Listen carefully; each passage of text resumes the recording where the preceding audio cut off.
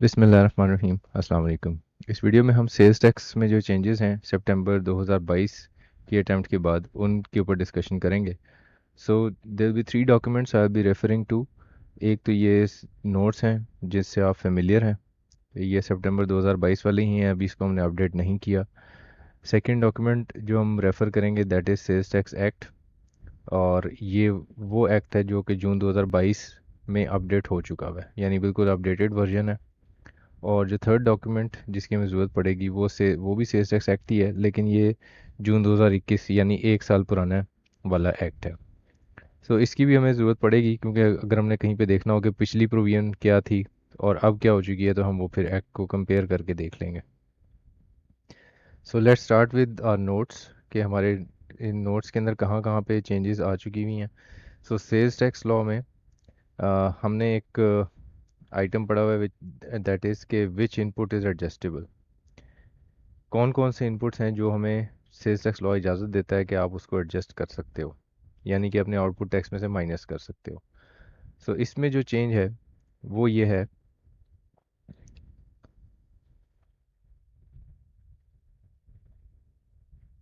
Okay so section 8 हमने discuss किया हुआ है। सेक्शन 8 में बेसिकली वो सारे इनपुट्स बताए गए हैं जो कि आपको अलाउड नहीं है, और अगर आपका जो इनपुट टैक्स है वो इनमें से कोई भी कंडीशन पूरी कर जाता है तो फिर हम उसका इनपुट आउटपुट में से उसको माइनस नहीं कर सकते। सो यहाँ पे एक पॉइंट था कि goods purchased which are attributable to supplies made to unregistered person on pro rata basis for which it sales invoice do not bears NIC यानी नेशनल आइडेंटिटी कार्ड और एनटीएन यानी national tax number of the recipient. ये एक provision थी law की। और इसका मतलब क्या था, तर्जुमा क्या था इसका? तर्जुमा ये था कि अगर आपने कोई सेल्स किए तो उन सेल्स को देखना होगा कि क्या आपने किसी ऐसे बंदे को कर दिए हैं जो कि क्या है, अनरजिस्टर्ड पर्सन है, यानी सेल्स टैक्स लॉ के अंडर रजिस्टर नहीं हुआ हुआ, और आपने सेल्स इनवॉइस के ऊपर उसका शनाख्ती कार्ड नंबर या नेशनल टैक्स नंबर नहीं मेंशन किया। तो अगर आपने किसी अनरजिस्टर्ड पर्सन को सेल किया और उसका शनाख्ती कार्ड नंबर और नेशनल टैक्स नंबर अपनी सेल्स टैक्स इनवॉइस पे मेंशन नहीं किया, तो वो जो सेल है उससे मुतलका जितना इनपुट टैक्स है, यानी ज़ाहिर है आपने कहीं से सामान ख़रीदा होगा ना, तो इनपुट टैक्स पे किया होगा। तो जो आइटम आपने किसी ऐसे बंदे को सेल कर दिया जो कि अनरजिस्टर्ड है, और उसके उसको सेल करते हुए उसका शनाख्ती कार्ड और नेशनल टैक्स नंबर भी आप नहीं मेंशन कर रहे इनवॉइस पे, तो वो सेल्स में तो कोई प्रॉब्लम नहीं है, लेकिन उस सेल्स के आइटम को जब आपने परचेज़ किया था तो उसकी जो इनपुट टैक्सेस हैं, चाहे वो उसके मटेरियल के हों या कोई भी और इनपुट टैक्सेस जो आप क्लेम करने जा रहे थे, तो वो इनपुट टैक्सेस आपको डिसअलाउ हो जाएंगे। यानी आउटपुट टैक्स में तो वो काउंट होगी सेल, लेकिन इनपुट टैक्स उसका हम माइनस नहीं कर सकेंगे। नाउ इसको अब चेंज कर दिया गया है सेल्स टैक्स एक्ट में। जो अब लेटेस्ट हमारा एक्ट है वो ये कि ये जो पर्सन का वर्ड था, कि किसी अनरजिस्टर्ड पर्सन को अगर आपने सेल की, इसको अब चेंज कर दिया सेल्स टैक्स लॉ ने। वो अब क्या कर दिया कि इनपुट, ऐसा इनपुट जो आपने किसी अनरजिस्टर्ड पर्सन की बात नहीं हो रही, अब डिस्ट्रीब्यूटर की बात हो रही है। यानी डिस्ट्रीब्यूटर ये सेल्स टैक्स लॉ में डिफाइन हुआ है, अभी थोड़ी देर में हम इसकी डेफिनेशन पे बात डिस्कशन करेंगे। सो पर्सन के वर्ड को रिप्लेस कर दिया है डिस्ट्रीब्यूटर से। तो अब इसका मतलब ये कि कोई भी अनरजिस्टर्ड पर्सन की बात नहीं हो रही, बल्कि बात हो रही है अनरजिस्टर्ड डिस्ट्रीब्यूटर की। तो अगर डिस्ट्रीब्यूटर को मैं सेल कर रहा हूँ तो सेल्स में तो कोई प्रॉब्लम नहीं है, सेल करूँगा, आउटपुट टैक्स भी उससे लूँगा, लेकिन उस सेल से मुतलका जितना इनपुट टैक्स है वो मुझे डिसअलाउ हो जाएगा अगर मैंने उसका शनाख्ती कार्ड नंबर और नेशनल टैक्स नंबर अपनी इनवॉइस के ऊपर मेंशन नहीं किया तो। So that's the first change. उसके बाद दूसरा चेंज क्या है जी, how much of input tax is adjustable. How much of input tax is adjustable, इसमें बेसिकली प्रोविजन ये सेक्शन 8 बी की थी। और सेक्शन 8 बी में हमने क्या डिस्कस किया था कि आप जितना भी इनपुट टैक्स जब वर्कआउट कर लेते हैं कि अच्छा जी अब मेरे सारे इनपुट टैक्स जो जायज़ बनते थे वो मैं अब क्लेम करने लगा हूँ, तो आप एक लिमिट चेक करते थे कि यार कहीं मेरे आउटपुट टैक्स के 90% से ज़्यादा तो नहीं है, और जितना ज़्यादा होता था वो आप फिर कैरी फॉरवर्ड कर लेते हैं। ये बेसिकली प्रोविजन थी। लेकिन ये जो लिमिट थी ये हम अप्लाई नहीं करते थे फिक्स्ड एसेट्स के केस में, कैपिटल गुड्स के केस में, और लिस्टेड कंपनीज पर भी ये अप्लाई नहीं होता था। ये एक प्रोविजन थी कि कहाँ पे ये 90% की लिमिट आपने अप्लाई नहीं करनी। अगेन कंपनीज की टैक्सेशन आपके सिलेबस में नहीं है कैफ 2 के। ये थेरेटिकली ही पॉइंट आपको याद रखना है। अब इसमें चेंज क्या आ गया जी, जो हमारा लेटेस्ट एक्ट है उसने अब क्या किया, इसमें चेंज ये कर दिया कि यहाँ पे कुछ अल्फाज लिखे हुए थे, ये लेटेस्ट है, जिसमें ये रेड से आपको नज़र आ रहा होगा कि कुछ अल्फाज हैं जिसको ख़त्म कर दिया, स्टैरिक लगे हुए हैं, और नीचे इसकी तफसील लिखी हुई है, words omitted by finance act. अब ये देखने के लिए, ये जानने के लिए कि यहाँ पे क्या वर्ड्स लिखे हुए थे जिनको ख़त्म कर दिया गया है, उसके लिए हम पुराने एक्ट पे चले जाते हैं। पुराने एक्ट पे जाते हैं और वहाँ देखते हैं कि यहाँ पे क्या वर्ड लिखे हुए थे। यहाँ पे वर्ड लिखे हुए थे, मैं इसको थोड़ा सा जूम इन कर लेता हूँ। यहाँ पे वर्ड्स लिखे हुए थे, notwithstanding anything contained this act in relation to a tax period, a registered person other than public limited company listed on Pakistan Stock Exchange। इन अल्फाज की वजह से इम्पैक्ट ये था कि लिस्टेड कंपनीज के ऊपर ये 90% की लिमिट सेक्शन 8B ने जो डिफाइन की है वो अप्लाई नहीं होती थी। अब जो लेटेस्ट लॉ है उसमें क्या कर दिया कि ये जो वर्ड्स थे पब्लिक लिमिटेड कंपनी वाले registered on stock exchange, in words को ओमिट कर दिया। ठीक है, words omitted by finance act 2022। मतलब ये कि अब चेंज क्या बनी, चेंज ये बनी कि ये जो लिमिट है अब लिस्टेड कंपनी पे अप्लाई होगी। यानी लिस्टेड कंपनी ने भी देखना है कि मेरे कहीं आउटपुट टैक्स के 90% से ज़्यादा ना बन जाए मेरा इनपुट टैक्स। ठीक है, ये जो लिस्टेड कंपनी वाला एक उसको रियायत अवेलेबल थी कि वो जितना भी इनपुट टैक्स है क्लेम कर ले, वो रियायत उसकी लिस्टेड कंपनी की अब ख़त्म हो चुकी है। That's the second change. इससे आगे चलते हैं। टैक्स पीरियड की डेफिनेशन में कोई चेंज नहीं है। उसके बाद हम टैक्स की एक कैलकुलेशन बनाने के लिए हमने कहा था जी कि आउटपुट टैक्स कैलकुलेट कैसे होता है, कि रजिस्टर्ड पर्सन टैक्सेबल एक्टिविटी करे और टैक्सेबल सप्लाईज बनाए और फिर उसको सप्लाई कर दे, तो फिर वो सेल्स टैक्स चार्ज कर सकता है। और उसके लिए वो तीन चीज़ों को कैलकुलेट करता है, वैल्यू ऑफ सप्लाई को, टाइम ऑफ सप्लाई को और रेट ऑफ सेल्स टैक्स को। ना इसमें गुड्स की डेफिनेशन जो है इसके अंदर एक चेंज कर दिया गया है। गुड्स की डेफिनेशन में क्या चेंज हुआ जी, पहले क्या था कि सेल्स टैक्स लॉ ये कहता था कि गुड्स क्या है, इंक्लूड मूवेबल प्रॉपर्टी, यानी मूवेबल्स के ऊपर अप्लाई नहीं होता था सेल्स टैक्स। तो movable property other than actionable claims, money, stocks, shares, securities. अब इसके अंदर से कुछ चीज़ें निकाल दी गई। इसका मतलब ये कि सिर्फ ये जो चीज़ें हैं वो गुड्स में शामिल नहीं है, बाकी सब गुड्स में शामिल है। अब चेंज इसमें क्या आ गया जी, चेंज ये आ गया कि सेल्स टैक्स एक्ट ने कहा जी कि गुड्स का definition, goods include production, transmission and distribution of electricity, every kind of movable property. ये कुछ जो रेड में लिखे हुए ये वर्ड्स का इजाफा हो गया। इसका मतलब ये कि जो बिजली को प्रोड्यूस करना और बिजली को ट्रांसमिट करना और फिर उसको डिस्ट्रीब्यूट करना, ये तीन सेक्टर्स होते हैं। मैंने एक सर्कुलर डेट के ऊपर एक वीडियो बनाया हुआ है, जो मैं लिंक उसका डिस्क्रिप्शन में डाल दूंगा। उसमें मैंने थोड़ा सा एक्सप्लेन किया हुआ है ये तीन कौन कौन से सेक्टर्स हैं और ये क्या करते हैं। ये जो बिजली बनती है और आप तक पहुंचती है, उन सेक्टर्स की कुछ एक शॉर्ट सी एक्सप्लेनेशन है। तो वो डिस्क्रिप्शन में मैं उसका लिंक दे दूंगा वीडियो का, वहाँ से आप, सर्कुलर डेट की वो वीडियो है, तो उसमें से आप मज़ीद तफसील देख लेंगे। किस्सा मुख्तसर ये कि इस गुड्स की डेफिनेशन में अल्फाज के एडिशन के बाद हुआ ये कि जो बिजली है वो ऑल्दो पहले भी थी इसमें, लेकिन ये एक मतलब गुड्स की डेफिनेशन में ऐड कर दिया कि जनाब जो इलेक्ट्रिसिटी बनाना, उसको ट्रांसमिट करना और फिर उसको डिस्ट्रीब्यूट करना, ये सारा काम भी गुड्स में ही आता है। मतलब ये कि सेल्स टैक्स के प्रीव्यू में आ जाएगा, सेल्स टैक्स अप्लाई होगा सेल्स टैक्स एक्ट 1990 के अंडर।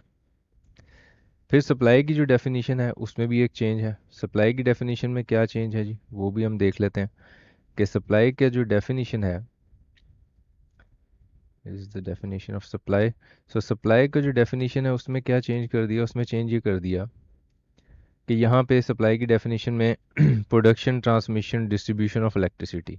बिल्कुल वैसे ही जैसे गुड्स की डेफिनेशन में ऐड किया कि ये गुड्स में शुमार होते हैं, इसी तरह फिर सप्लाई में भी बता दिया कि जनाब बिजली को बनाना, उसकी ट्रांसमिशन करना और फिर उसको डिस्ट्रीब्यूट करना, ये भी सप्लाई ही तस्वुर होगा। मतलब ताकि सेल्स टैक्स के एप्लीकेबिलिटी में किसी को कोई डाउट ना रहे, और आप जो बिजली बनाएं उसको बेचते वक्त उसके बाद सेल्स टैक्स ऐड करेंगे। वैल्यू ऑफ सप्लाई, इस चैप्टर में भी कुछ, इस हेडिंग में भी कुछ चेंज है। सो इसमें क्या चेंज है जी, वो भी हम देख लेते हैं।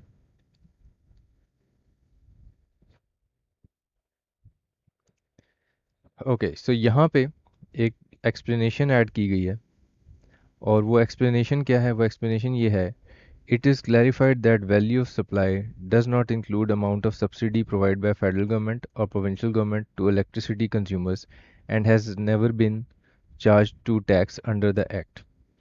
ना पहले तरह ये समझ लें कि हम ये कौन सी प्रोविजन ऑफ लॉ है जिसके अंदर ये इजाफा हुआ है। प्रोविजन ऑफ लॉ ये थी कि अगर आप in case of supply of electric power and gas by distribution company, again ये टर्मिनोलॉजीज थोड़ी सी आपको समझ आएंगी वो जब आप वीडियो देख लेंगे सर्कुलर डेट वाला।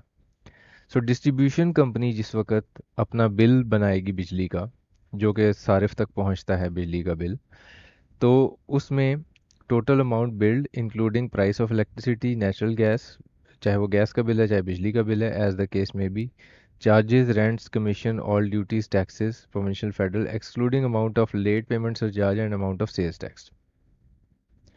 जब आप वैल्यू ऑफ सप्लाई बनाएगा, यानी बिजली का बिल जब आपका बनाया जाएगा, तो डिस्ट्रीब्यूशन कंपनी उसमें सारी बिजली की कीमत, उसमें जितने भी और कोई टैक्सेस, अगर नीलम जलम सरचार्ज, पाकिस्तान रेडियो की फ़ीस, और जो भी उसमें जितने भी फ़ीस एंड टैक्सेस हैं वो सब कुछ, एक्साइज ड्यूटी है वो भी उसमें ऐड, सब कुछ जमा करने के बाद क्या बन जाएगी, वैल्यू ऑफ सप्लाई। सो ये जो वैल्यू ऑफ सप्लाई होगी इसके ऊपर फिर सेल्स टैक्स चार्ज किया जाएगा। लेकिन जो लेट पेमेंट सरचार्ज है, यानी अगर आप बिजली का बिल ताख़ीर से जमा कराते हैं तो फिर आपको कुछ जुर्माना होता है, उस जुर्माने की वैल्यू को शामिल नहीं किया जाएगा सेल्स टैक्स की कैलकुलेशन बनाते वक्त। ये प्रोविजन थी। और अब जो इसमें इजाफा किया गया है वो एक एक्सप्लेनेशन ऐड कर दी है। वो ये कर दिया है कि भाई अगर बिजली की कीमत है लेट से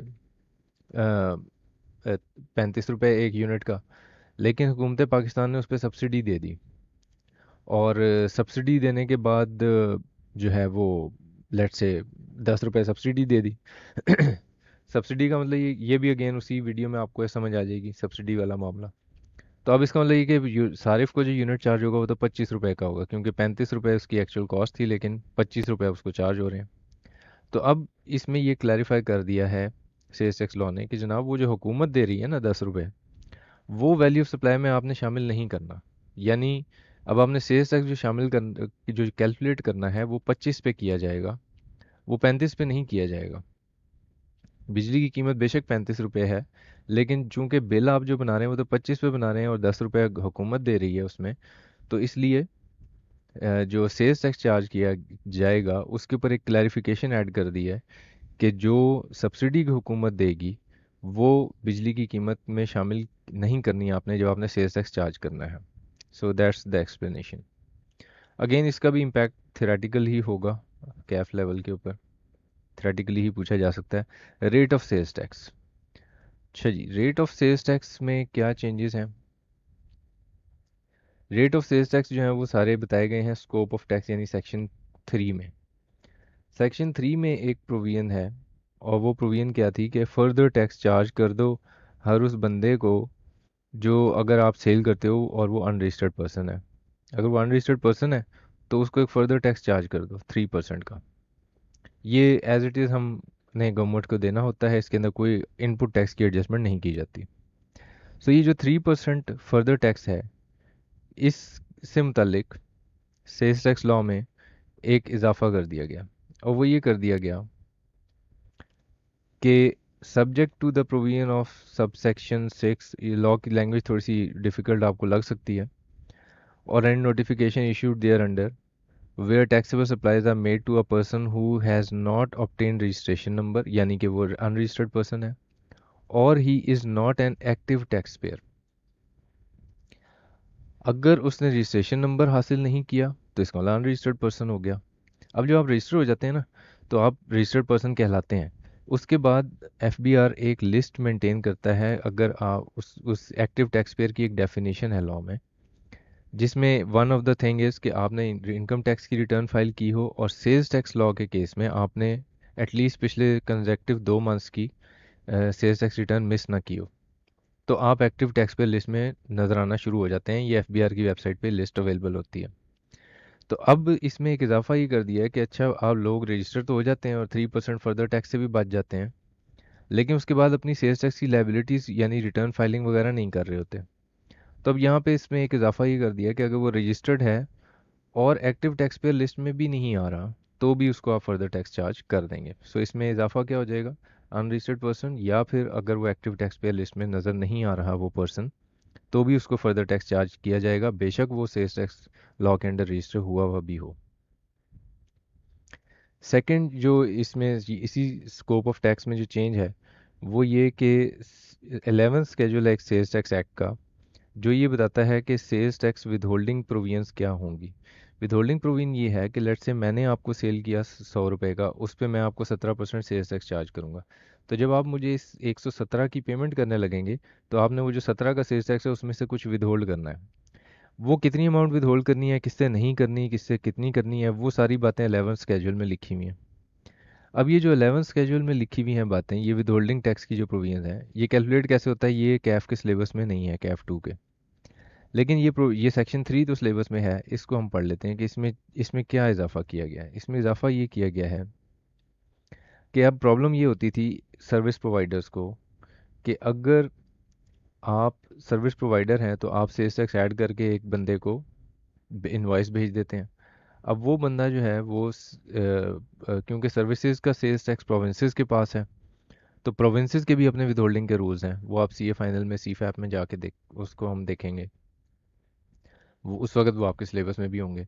तो पांचों सूबों के अपने अपने विदहोल्डिंग के रूल्स हैं। तो अब जो सर्विस प्रोवाइडर्स हैं उनके लिए एक प्रॉब्लम था कि भाई अब हम क्या करेंगे, हम प्रोविंसेस का सेल्स टैक्स विदहोल्ड करेंगे के हिसाब से करेंगे या फेडरल के हिसाब से करेंगे। मतलब एक कोरियर सर्विस प्रोवाइडर है टी सी एस एल एट से, तो वो अब सर्विस तो पूरे पाकिस्तान में दे रहा है। पंजाब से कोरियर उठाया इस्लामाबाद पहुंचा दिया, इस्लामाबाद से उठाया कराची पहुंचा, मतलब उसकी जोग्राफिकल स्प्रेडेड आउट बिजनेस है। तब वो हर सूबे में भी ऑपरेट कर रहा है, इस्लामाबाद में भी कर रहा है।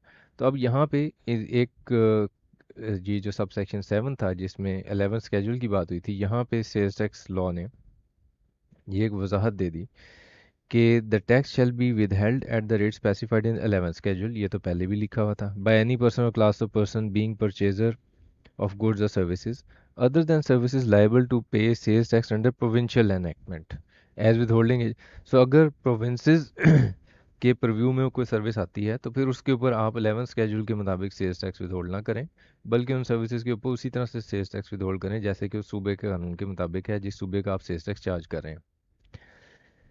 इसमें एक प्रोविज़ो भी ऐड किया गया है, provided that in case of an online market place facilitating sale of third party goods, बस जैसे कोई वेबसाइट है जो कि किसी थर्ड पार्टी के सामान को बेचती है, जैसे लेट्स से दराज है।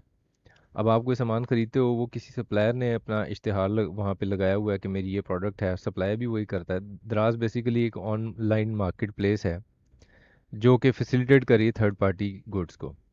तो अब जिस वक्त मैंने कोई चीज़ खरीदी 100 रुपए की, तो मैं पेमेंट तो दराज को कर रहा हूँ, जैसे वो कैश ऑन डिलीवरी है या अगर मैंने उसको ऑनलाइन पेमेंट की है, तो वो पैसे तो पहले दराज के पास आएंगे, उसके बाद फिर उस वेंडर को जाएंगे जिसने वो सामान एक्चुअली सप्लाई किया है। तो अब यहाँ पे सेल्स टैक्स लॉ ने एक मजीद प्रोविज़ो ऐड ये किया है, provide that in case of online market place facilitating the sale of third party goods, the liability to withhold tax on taxable supplies of such party at the rate specified in column blah blah blah serial number blah blah blah of 11th schedule shall be on operator of such market। यानी इस proviso के add होने का impact ये होगा कि अब जिस वक्त वो वेंडर को पेमेंट करने लगेगा दराज, तो उस जो भी सेल्स टैक्स विदहोल्ड करना है वो फिर दराज की जिम्मेदारी है कि वो विदहोल्ड करे।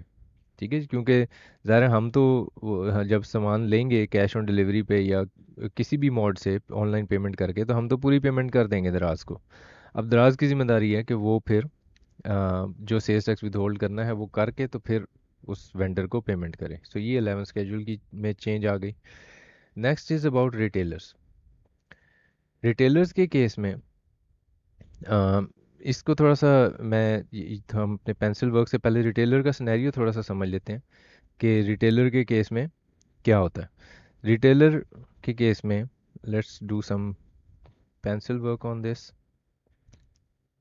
अच्छा जी, इसमें देखें अब ये कोई भी जो बिज़नेस है ना, इस फ्लो चार्ट को हम पहले ज़रा समझ लेते हैं कि कोई भी बिज़नेस दो तरह का हो सकता है।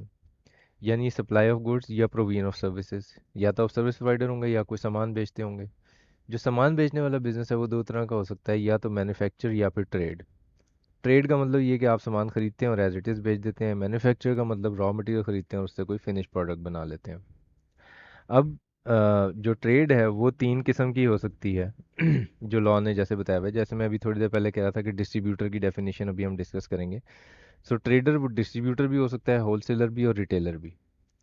इन तीनों को, बल्कि चारों को, मैन्युफैक्चरर कौन होता है, डिस्ट्रीब्यूटर कौन होता है, होलसेलर और रिटेलर कौन होता है, ये सेल्स टैक्स लॉ ने डिफाइन किया हुआ है।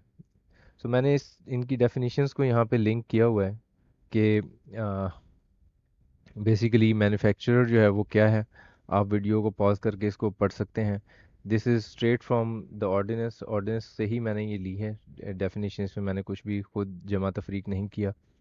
इसी तरह डिस्ट्रीब्यूटर क्या होता है, ये भी अगेन ऑर्डिनेंस से निकल के आ रहे हैं वर्ड्स, इसमें कुछ भी मेरा वैल्यू एडिशन नहीं है। होलसेलर क्या होता है, अगेन ऑर्डिनेंस से है, ये सेक्शन 2 डेफिनेशंस का है, उसका सब सेक्शन 47 है। इसी तरह रिटेलर कौन है, ऑर्डिनेंस से लिया है हमने, वर्ड एक्ट से लिया है, सॉरी, सेल्स टैक्स एक्ट 1990 से। ठीक है। सो रिटेलर मैं आम अल्फाज में बता देता हूँ, अगर आप डेफिनेशन इसकी पढ़ना चाहें तो वो दैट्स योर चॉइस। सो सादा बात ये है कि डिस्ट्रीब्यूटर यूजुअली किसी स्पेसिफाइड प्रोडक्ट का होता है या किसी इलाके का होता है।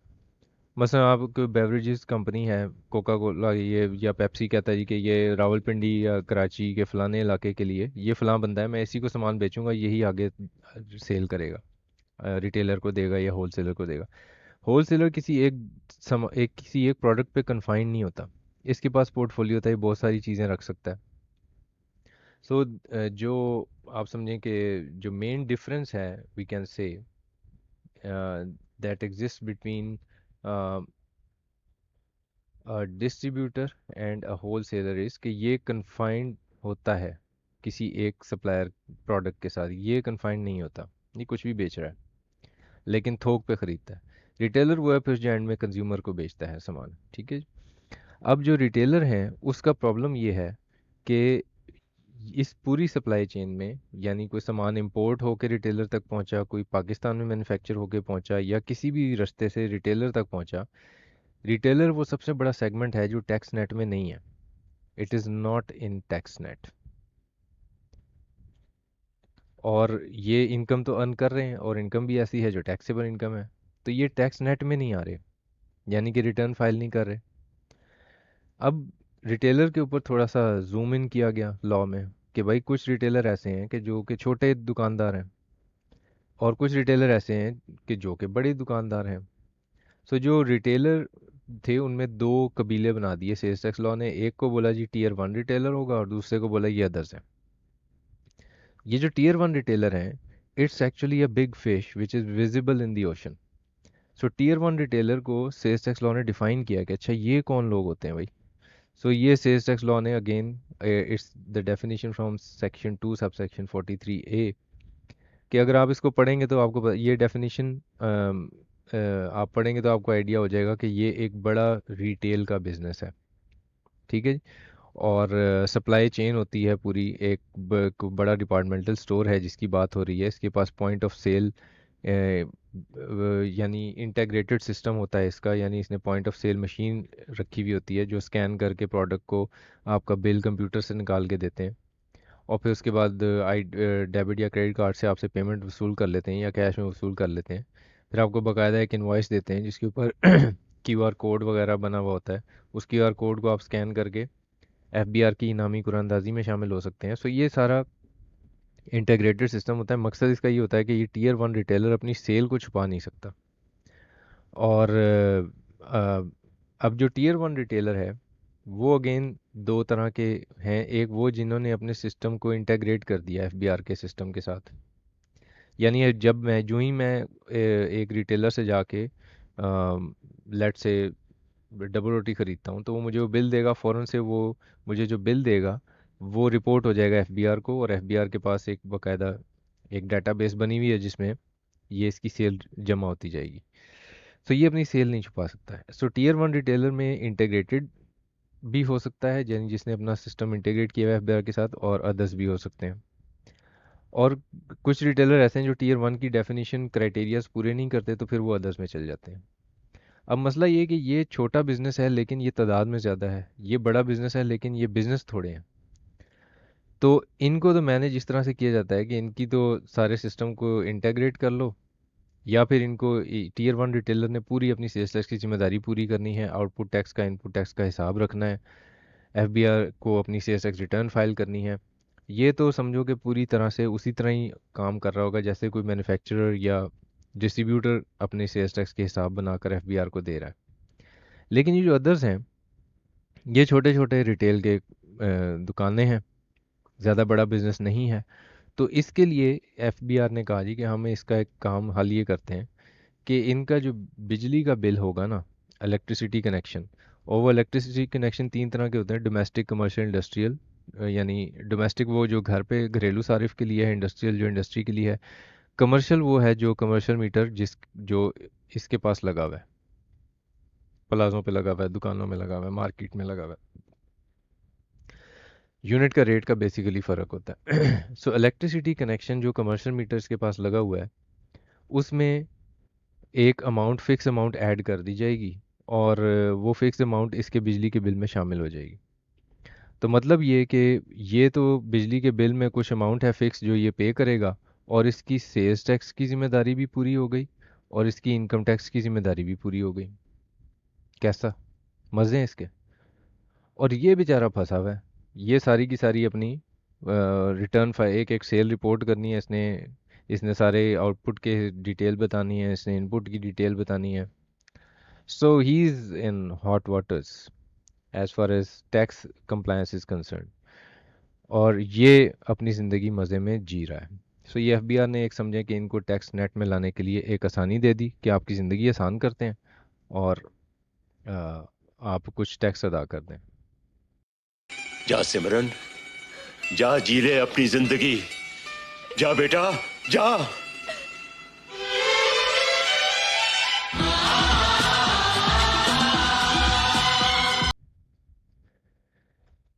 सो अब हम ज़रा ये देखते हैं कि ये सारी प्रोविजंस क्या हैं लॉ की। ज़रा वापस आ जाता हूँ अपने नोट्स के ऊपर, और ज़रा लॉ में से भी पढ़ लेते हैं ना। ये तो वैसे ज़बान गली बाती चीज़ें हो गई ना।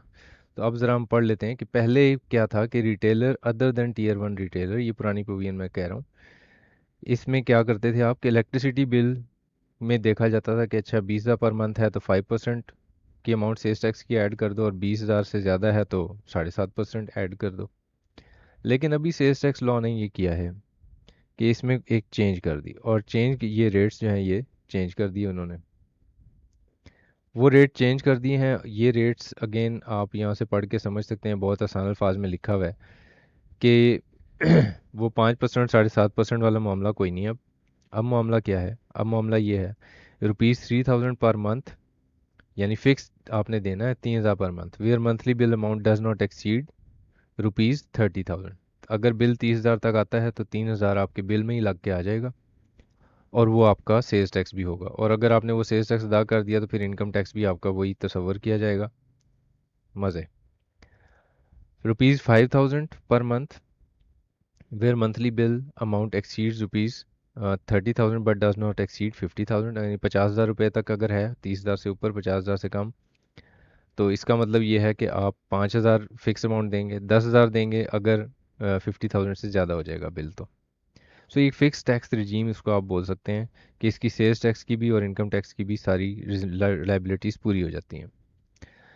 अगर यही जो provided that the above rate of tax shall be increased by 100%, यही रेट यानी 3,000 6,000 हो जाएगा, और 5,000 10,000 हो जाएगा, और 10,000 20,000 हो जाएगा if the person's name is not appearing in active tax payer list issued by board under section 181A of income tax ordinance.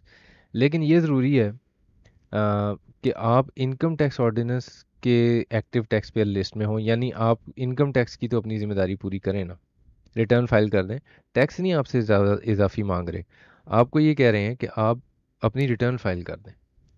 Provided further that the board may through a general order prescribe any person or class of person who shall pay up to rupees 200,000 per month through their monthly electricity bill. ये एक power FBR को दी गई है कि अगर FBR चाहे तो वो किसी पर्सन या क्लास ऑफ पर्सन्स को 2 लाख रुपए तक उन उसके बिजली के बिल में कह सकता है कि जी आपने सेल्स टैक्स देना है। तो वो केस टू केस डिपेंड करेगा कि वो किस तरह से डिसीजन करता है एफबीआर इस मामले के ऊपर। अ, अच्छा जी, नेक्स्ट प्रोविज़न जो थी वो ये,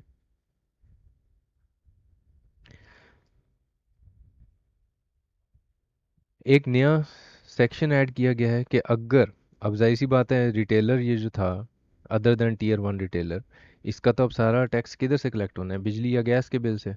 तो अब यहाँ पे सेक्शन 14A भी एक नया ऐड किया गया है और इसमें कहा यह गया है कि अगर कोई टीयर वन रिटेलर ना हो अम, जो कि अपना सेल्स टैक्स की जिम्मेदारियां पूरी ना कर रहा हो, तो उसके बिजली या गैस के कनेक्शन को डिसकंटिन्यू यानी उतार दिया जाए उसके कनेक्शन को, ये एफबीआर इंस्ट्रक्शन दे सकता है टू द वो जो कंपनी है जिसने मीटर लगाया हुआ है, डिस्ट्रीब्यूशन कंपनी, उसको ये कह सकता है not with standing anything content this act or any other law for the time being enforced, the board shall have power through sales tax general order to direct gas and electricity distribution companies for discontinuing the gas and electricity connection।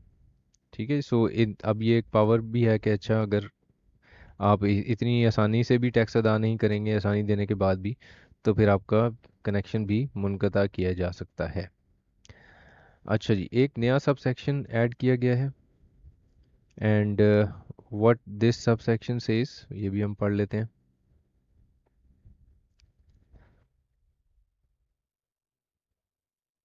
Sub section 11, notwithstanding anything contained in the Act, board through notification in Official Gazette may require class of person to integrate their invoice issuing machines with board's computerized system for real-time reporting of sales।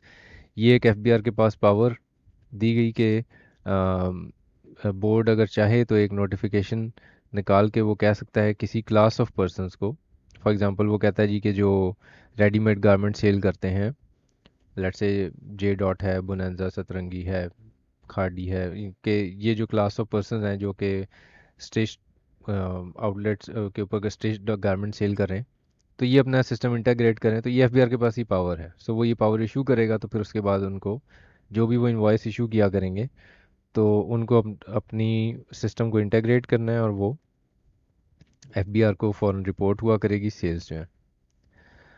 Okay, so that's about sales tax. इसकी main changes हमने discuss कर ली हैं। Okay, सो यहाँ तक आपका कोई सवाल होगा तो I answer in comments. Thank you very much, take care.